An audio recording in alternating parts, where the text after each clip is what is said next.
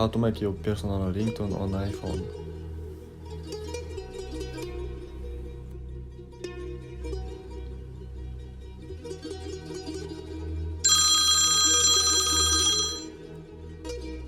Go to TikTok and choose a music video that you like.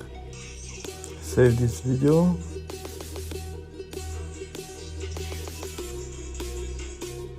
After that, go to App Store and open Ringtone Maker. Open the video you saved earlier.